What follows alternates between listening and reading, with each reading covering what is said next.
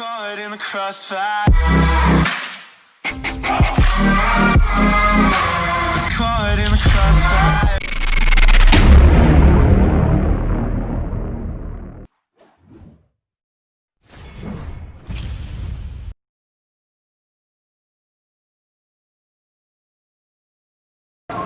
Assalamualaikum warahmatullahi wabarakatuh.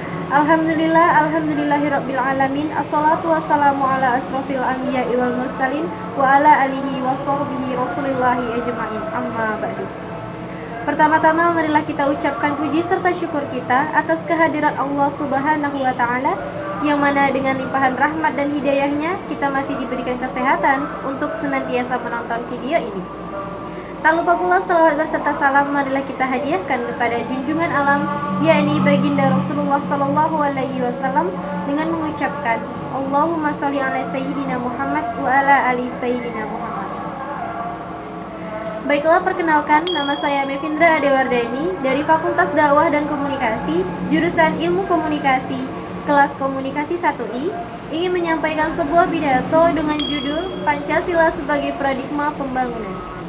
Istilah paradigma pembangunan awalnya berkembang dalam dunia pengetahuan, yaitu berkaitan dengan filsafat ilmu.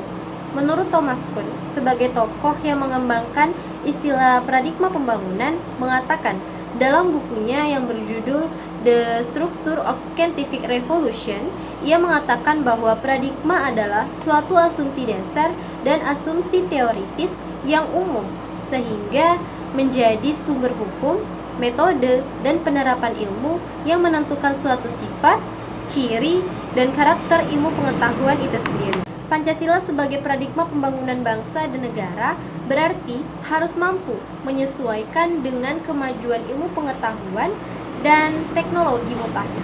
Nilai-nilai Pancasila yang dikategorikan sebagai nilai kerohanian yang mengakui adanya nilai material dan nilai vital secara seimbang. Pancasila harus mampu mengembangkan nilai-nilai dasar dengan cara menumbuhkan nilai-nilai keimanan kepada Tuhan Yang Maha Esa yang berdasarkan kemanusiaan yang adil dan beradab. Sebagai makhluk ciptaan Tuhan, mempunyai hak dan kewajiban yang sama, tidak dibedakan oleh keturunan, warna kulit, suku, bangsa, ras, gender, atau golongan-golongan tertentu. Pancasila harus tetap menjadi moral perjuangan bangsa dalam mencapai sarana-sarana pembangunan.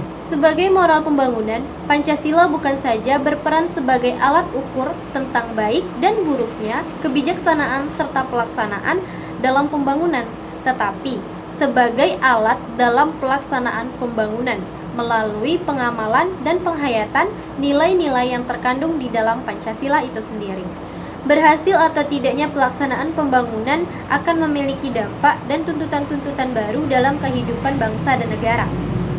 Inilah pentingnya kenapa dilaksanakan suatu pembangunan yang dibimbing oleh moral Pancasila sebagai nilai pada tingkat operasional unit terkecil pembangunan nasional. Nah, dari penjelasan itu dapat kita artikan bahwa Pancasila sebagai paradigma pembangunan nasional. Kenapa pembangunan nasional? Karena di Pancasila itu merupakan dasar negara, ideologi, cita-cita, dan tujuan bangsa untuk mencapai suatu perubahan yang baik. Kewajiban terbesar bagi pemuda terletak dalam usahanya dalam pembangunan.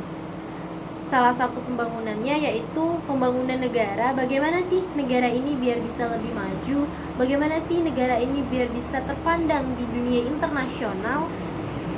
Nah, tentu dalam pembangunan negara itu terpatok dua hal. Yang pertama, mengetahui dasar-dasar negara.